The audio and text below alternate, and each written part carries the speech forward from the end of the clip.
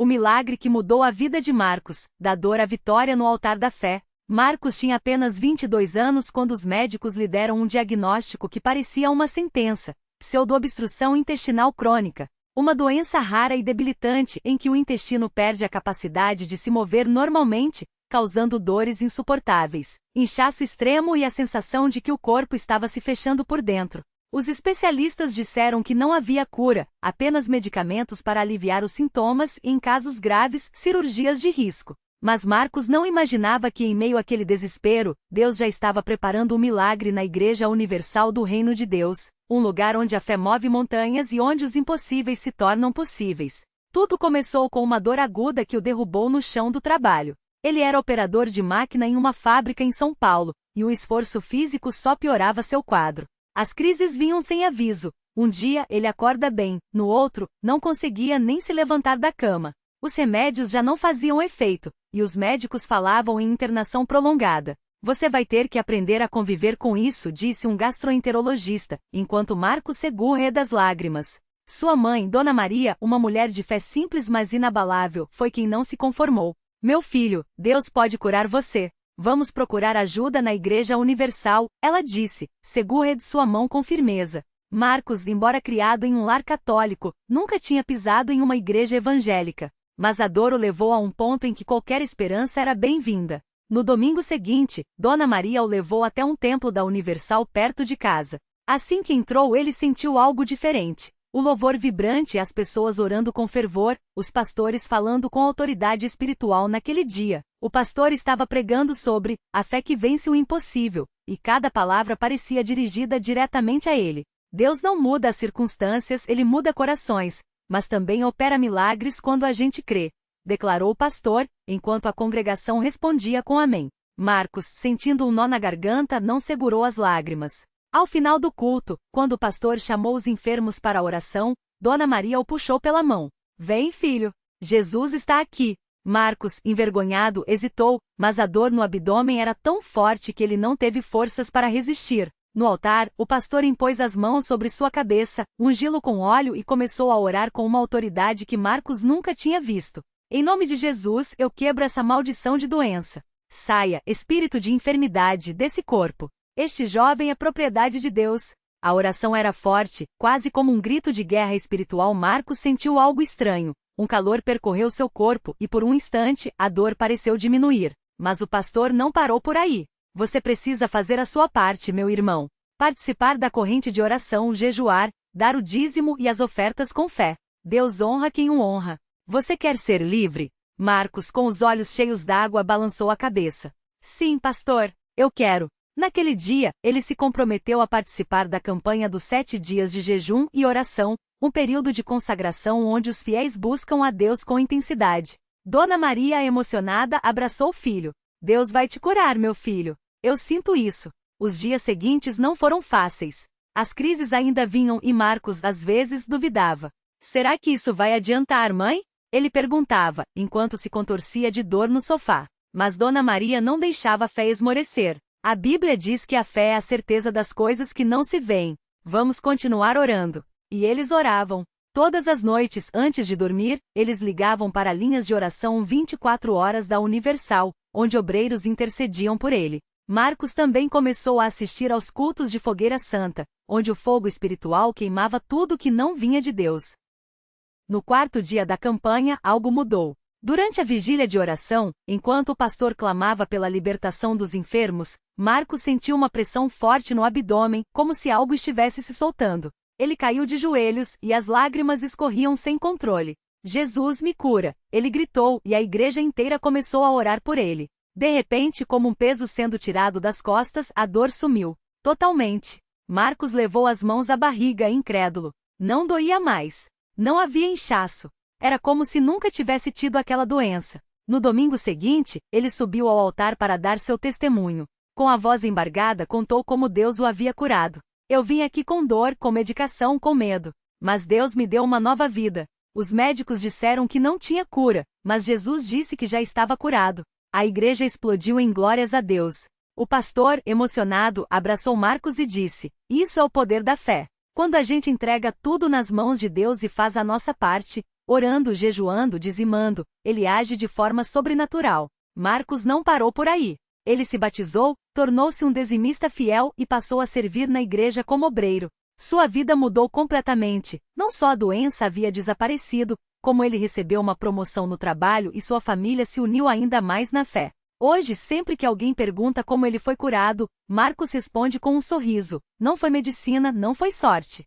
Foi Jesus na Igreja Universal, onde os milagres acontecem todos os dias para quem crê. A lição que Marcos aprendeu e que hoje compartilha é esta: a fé não é só acreditar que Deus pode, mas agir como se ele já tivesse feito. Quando a gente coloca Deus em primeiro lugar, com oração, obediência e dízimo, ele transforma o impossível em possível. A doença pode ter um nome, mas Jesus tem o poder. E na Igreja Universal, esse poder se manifesta de forma real, todos os dias. Hoje Marcos não é mais um jovem doente, mas um testemunho vivo de que onde o homem diz, não tem jeito, Deus diz, eu tenho o caminho. E esse caminho passa pela fé inabalável, pela igreja que não desiste de orar e por um Deus que ainda opera milagres. Marcos não guardou aquele milagre só para si. Depois de receber a cura, ele sentiu um fogo no coração que não podia ser apagado. Toda vez que entrava na Igreja Universal, olhava para as paredes como se fossem testemunhas silenciosas da sua vitória. Se Deus fez por mim, ele pode fazer por qualquer um, pensava. E foi assim que ele começou a levar outras pessoas para conhecer aquele mesmo poder. Um dia, enquanto esperava o ônibus para ir ao culto, Marcos viu uma senhora sentada no ponto, com as mãos trêmulas e o rosto marcado pela dor. Ela se chamava Dona Maria, uma viúva que carregava nos ombros o peso de uma doença nos rins. Os médicos tinham dito que ela precisaria de diálise pelo resto da vida, e o cansaço já não deixava nem sorrir. Marcos não hesitou. Sentou ao lado dela e com a mesma simplicidade com que havia recebido sua cura, disse: Dona Maria, eu também já estive doente, mas Jesus me curou na Igreja Universal. Se a senhora quiser, eu levo a senhora lá hoje mesmo. Ela olhou para ele com desconfiança, mas algo naqueles olhos brilhantes de Marcos a fez aceitar. Naquela mesma noite, Dona Maria entrou pela primeira vez na igreja. Não sabia orar direito, não conhecia a Bíblia, mas uma coisa ela tinha: um desejo sincero de ser livre. Quando o pastor fez a oração pela cura, Marcos segurou a mão dela com força e sussurrou: a senhora vai sair daqui diferente, pode acreditar. Os dias passaram, e Dona Maria continuou frequentando os cultos. Uma semana depois, nos exames de rotina, os médicos ficaram estarrecidos. Os níveis que antes estavam alterados voltaram ao normal. Isso não tem explicação médica, disseram. Mas Dona Maria sabia muito bem a explicação. Era o mesmo Deus que tinha curado Marcos agora agindo em sua vida. A notícia se espalhou. Parentes e amigos que antes torciam o nariz para a fé começaram a perguntar: como assim curado? Sem remédio? E Marcos, com a mesma humildade de sempre, respondia: não é magia, é fé. Não é religião, é relacionamento com Deus. Na Igreja Universal, a gente aprende que o impossível é só uma palavra para quem não conhece o poder de Jesus. Hoje Marcos e Dona Maria são apenas dois entre tantos que encontraram na igreja não só a cura física, mas uma família, um propósito. Eles não são mais os mesmos. O medo da doença deu lugar à coragem de testificar. A solidão virou comunhão. E a cada culto, quando veem novas pessoas entrando com dor no coração, eles se olham e sabem: aqui mais um milagre vai acontecer. Porque na Igreja Universal, a história de Marcos não é exceção, é regra. É a prova de que quando a fé encontra a obediência, Deus não apenas ouve as orações, mas as responde de maneira tão real que até os céticos se rendem. E assim, a cada vida transformada, o nome de Jesus é glorificado, e a certeza de que milagres ainda acontecem se torna inegável. No mesmo bairro onde Marcos e Dona Maria encontraram sua transformação, morava uma jovem chamada Ana. Aos 22 anos, ela carregava um peso que parecia impossível de suportar. Desde criança, sofria de uma doença rara nos ossos, que a deixava com dores constantes e dificuldade para andar. Os médicos diziam que seu caso era sem esperança, que ela jamais teria uma vida normal. Ana já havia aceitado aquele destino, até que um dia, enquanto passava em frente à Igreja Universal, ouviu um coro cantando com tanta emoção que parou para escutar. Dentro do templo, as palavras do pastor falavam diretamente ao seu coração. Deus não faz acepção de pessoas. Se ele curou ontem, cura hoje. Ana sentiu algo diferente dentro de si, uma chama de esperança que pensava estar apagada. Com lágrimas nos olhos, entrou e se ajoelhou no altar. Não pediu apenas pela cura física, mas pela força para crer que mesmo depois de tantos nãos, Deus ainda tinha um plano para ela. As semanas passaram, e Ana não desistiu. Mesmo com dores, ela voltava à igreja, participava das campanhas, orava com fé. Até que em um culto de libertação, enquanto o pastor impunha as mãos sobre os enfermos, Ana sentiu um calor intenso percorrer seu corpo. De repente, como se uma corrente elétrica a atravessasse, ela se levantou sem dor. Pela primeira vez em anos, andou sem mancar, sem gemer. O povo começou a gritar, a glorificar a Deus, e Ana, chorando, abraçou o pastor: "Eu estou curada. Eu estou curada." Mas o milagre de Ana não parou aí. Pouco tempo depois, ela conheceu um rapaz na igreja, também um ex-doente que havia sido libertado de uma depressão profunda. Juntos, eles começaram a servir na obra de Deus, visitando hospitais e levando testemunhos de fé para quem, como eles, já havia perdido a esperança. Hoje, Ana não só caminha, como corre literalmente nas campanhas da igreja, levando a palavra de que Jesus ainda opera milagres. E assim como Marcos e Dona Maria, Ana se tornou mais uma prova viva de que na Igreja Universal não há caso perdido. Porque quando a fé é sincera e a obediência é total, Deus não apenas muda as circunstâncias, Ele transforma vidas. E a cada testemunho, a cada sorriso de quem foi libertado, fica claro: os milagres não são coisa do passado. Eles acontecem aqui, eles acontecem agora. E o melhor, eles podem acontecer com você. Na mesma cidade onde Ana encontrou sua cura, morava um homem chamado João, conhecido por todos como um homem de negócios bem-sucedido, mas que, por trás do sorriso confiante e das roupas impecáveis, carregava um peso que ninguém imaginava. Há anos ele lutava contra um vício que o consumia em silêncio: o álcool. Não era daqueles que bebia nas esquinas ou causava escândalos, seu drama era mais cruel. Ele bebia sozinho em casa depois de longos dias de trabalho, tentando afogar uma solidão que nem ele mesmo entendia. A família já havia percebido as mudanças, o humor instável, as promessas quebradas, os olhares vazios, ninguém sabia como ajudá-lo. Até que certo domingo sua esposa, Dona Lúcia, depois de mais uma noite de lágrimas e orações, decidiu levá-lo à Igreja Universal. João foi relutante, mas, cansado de si mesmo, acabou entrando. Não ouviu muito do culto naquele dia, sua mente estava turva, o corpo tremia pela abstinência. Mas algo o fez voltar. Talvez fosse o olhar acolhedor dos obreiros, ou a mão firme do pastor que o cumprimentou na saída, dizendo: "Deus tem um propósito para você, irmão. Não desista agora." Dias depois, João voltou. Dessa vez sozinho. Sentou-se nos fundos envergonhado, mas com um desejo estranho no peito: o de ser livre. Durante a pregação, quando o pastor falou sobre a escravidão do pecado e como Jesus quebra todas as correntes, João sentiu algo se mexer dentro dele. Não foram lágrimas, homens como ele não choravam em público, bate uma dor profunda, como se algo dentro dele estivesse sendo arrancado. Na oração final, quando o pastor chamou os que queriam liberdade, João se levantou. Tremendo, foi até o altar. Ali, entre lágrimas que não conseguiu conter, ele confessou sua fraqueza. O pastor orou por ele com uma autoridade que João nunca havia visto. Não foram palavras bonitas, mas uma declaração de guerra: "Em nome de Jesus, essa escravidão acaba hoje. O sangue de Cristo te purifica, o Espírito Santo te enche, e você será um novo homem."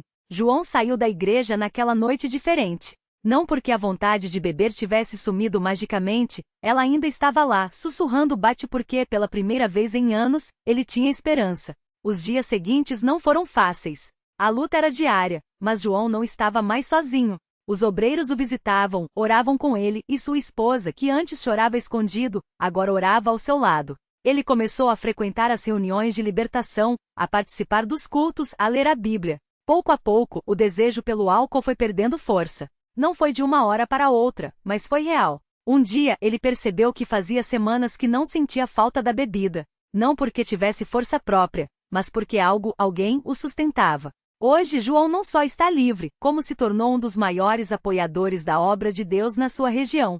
Ele abre as portas de sua empresa para cultos, ajuda financeiramente quem precisa, e seu testemunho é usado para tocar outros que, como ele, achavam que nunca sairiam do fundo do poço. Sua família foi restaurada, a confiança de seus filhos voltou, e Dona Lúcia, que quase havia desistido, hoje sorri ao ver o marido liderando orações em casa. E assim como Ana, Marcos e Dona Maria, João se tornou mais uma prova de que na congregação cristã no Brasil, não há vida tão destruída que Deus não possa reconstruir, porque o milagre não é só a cura do corpo ou a libertação de um vício, é a transformação de um coração.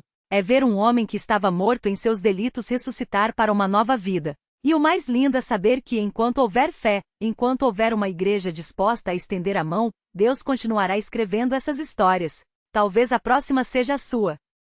Na mesma cidade onde João encontrou sua restauração, morava uma jovem chamada Fernanda. Aos 23 anos, ela já carregava nas costas um peso que muitos não aguentariam. Desde pequena, Fernanda sofria com crises de ansiedade tão fortes que chegavam a paralisá-la. Os médicos diziam que era algo químico, receitavam remédios, mas nada adiantava por muito tempo. As noites eram as piores. Ela acordava com o coração disparado, suando frio, achando que ia morrer. Sua mãe, Dona Teresa, uma irmã fiel da congregação, orava por ela todos os dias, mas Fernanda, apesar de crescer na igreja, sentia que Deus não a ouvia. Até que um domingo, depois de mais uma noite sem dormir, ela entrou na igreja arrasada. Não queria mais orar, não queria mais ouvir que Deus tinha um propósito. Só queria que aquilo acabasse. Mas naquele culto, algo foi diferente.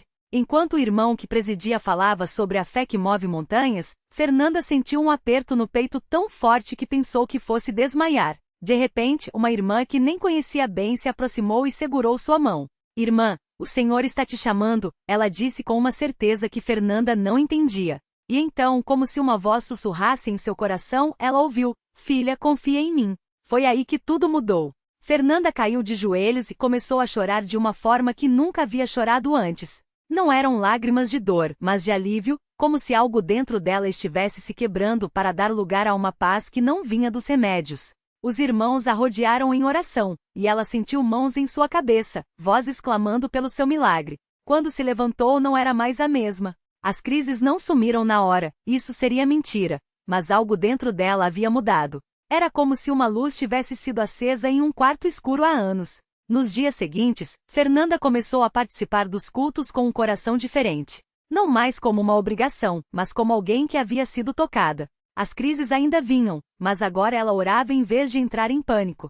E aos poucos elas foram ficando mais raras, até que um dia, ela percebeu, havia semanas que não sentia aquele medo sufocante. Sua mãe, que tanto havia orado, chorou ao vê-la sorrir de verdade pela primeira vez em anos.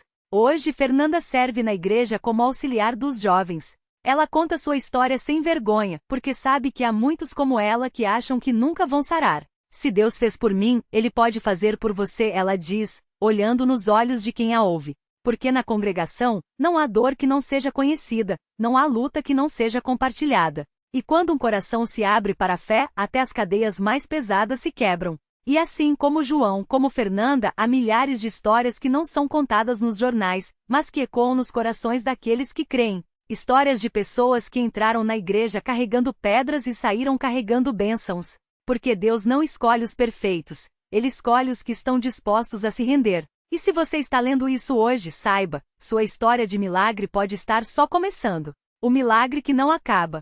Foi numa tarde de sábado, entre cânticos e orações, que ela sentiu algo se romper dentro de si. Não foi um estrondo, mas um suspiro, como se anos de amargura tivessem se dissolvido num abraço apertado de uma irmã na fé que, sem saber, repetia as mesmas palavras que sua mãe lhe dissera antes de partir. Deus não te abandonou, filha. Ele só está te preparando para algo maior. Naquela hora, as lágrimas vieram sem aviso. Não eram de dor, mas de alívio, como chuva depois de uma seca longa.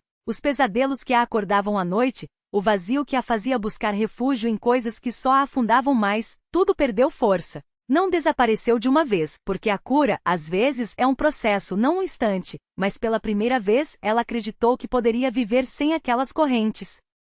Hoje, anos depois, ela não é a mesma. Não porque tenha se tornado perfeita, mas porque aprendeu que a graça não nos tira das batalhas, nos ensina a lutar com as mãos de Deus segurando as nossas.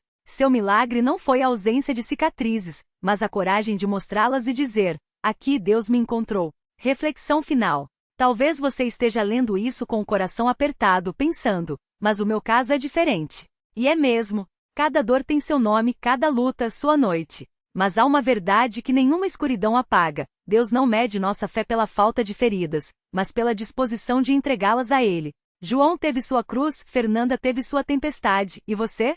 Sua história ainda está sendo escrita. O milagre não é a falta de problemas, é a presença dele no meio deles. Lição de vida. Se hoje você sente que está carregando pedras, não as solte sozinho. Deixe-as aos pés da cruz. Porque o que parece um fardo para você, para Deus é apenas o material bruto de um testemunho. E quando você menos esperar, vai olhar para trás e ver, as pedras que quase te afogaram se tornaram os degraus que te levaram mais perto da luz. E sua história? Ela começa agora.